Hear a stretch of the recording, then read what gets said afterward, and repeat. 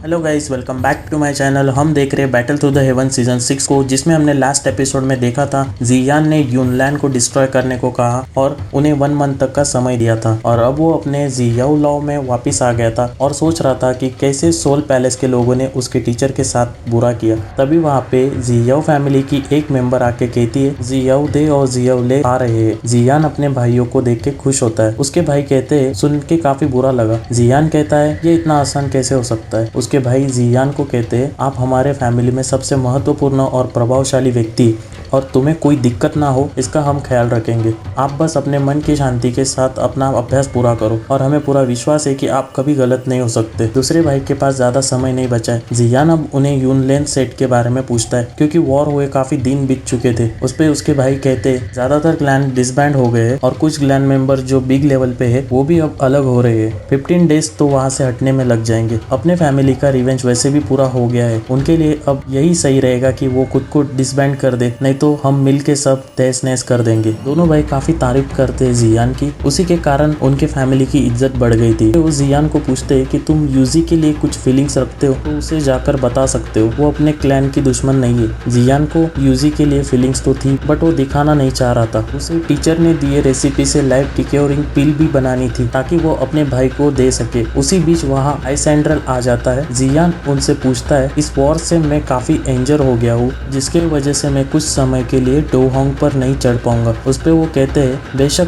तुम काफी एंगर तो हो गए हो, लेकिन इसी कारण तुम्हारे अंदर काफी पोटेंशियल आ गया है और ये एक तरीके से अच्छी बात है। जैसे ही तुम इस प्रॉब्लम से रिकवर होते हो तुम्हारी स्पीड ड्यूल हो जाएगी, फिर तुम डोहोंग पर आराम से चढ़ पाओगे दुगनी स्पीड से। जियान अब उनसे सोल हॉल के बारे में अपडेट पूछता है। उस पे वो कहते हैं सोल हॉल अपने आप में एक मिस्टीरियस चीज़ है जो सोल को कैद करके उन्हें हंट करते हैं और उनसे अपनी पावर्स को बढ़ाते हैं। तुम्हारे पापा और टीचर दोनों ही सोल हॉल के कब्जे में है। जिसपे जियान कहता है मैं तो उन्हें एनी हाउ छुड़ाना चाहता हूँ। वो सोल हॉल के फैमिली में ज्यादा इंटरेस्ट भी रख रहा था क्योंकि उसे कुछ तो चाहिए था उनसे। आइसेंड्रल से जियान कहता है अब तुम बाकी के बड़े बड़े क्लैंस के हेड के पास जाके मेरे साथ अलाइज करने को मनाओ।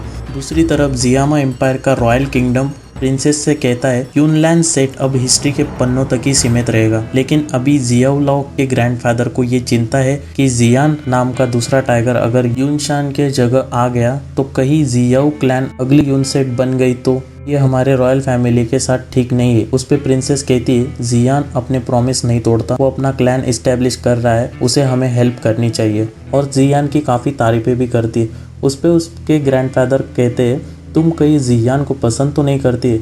उस पे प्रिंसेस शर्माती है। उसके ग्रैंडफादर मान जाते हैं जियान का साथ देने के लिए। दूसरी ओर जियान अपने टीचर ने दी हुई रेसिपी देख रहा था जिसपे उन्होंने लाइव स्टेयरिंग सोल पिल बनाने का तरीका बताया था, लेकिन उसके लिए कुछ खास इंग्रेडिएंट चाहिए थी, इसीलिए जियान थोड़ा टेंशन में आ जाता है। तभी उसे वहाँ एक अपडेट मिलता है कि उसे मिलने के लिए प्रिंसेस याओयू आई है। प्रिंसेस याओयू आके कहती है तुम तो काफ़ी कोशिश के बाद ही मिलते हो, आज इजीली मिल गए।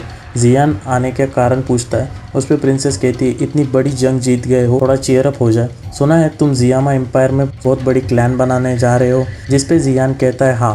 प्रिंसेस कहती है हमारा भी सेम गोल है, हम तुम्हारे साथ हाथ बढ़ाना चाहते हैं, रॉयल फैमिली तुम्हारे साथ है, तुम्हारा कैरेक्टर मैं जानती हूँ। जियान को कुछ गिफ्ट्स देके वो वहाँ से चली जाती है। वो अपने भाई के साथ डिस्कस करता है अच्छी बात है रॉयल फैमिली भी अब हमारे साथ है। वो ऐसे ही बात कर रहे होते तभी वहाँ एक दूत आता है और कहता है मिस नैनरैन आपसे मिलना चाहती है। जियान नैनरैन को बैठने के लिए सीट देता है।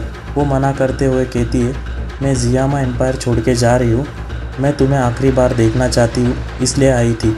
मेरी टीचर मुझे लेके जा रही है, क्या तुम एक बार मेरे टीचर को मिल सकते हो। उस पर जियान हाँ कहता है। उसके बाद नैनरैन उसे उस युद्ध वाले जगह पे लेके आती है।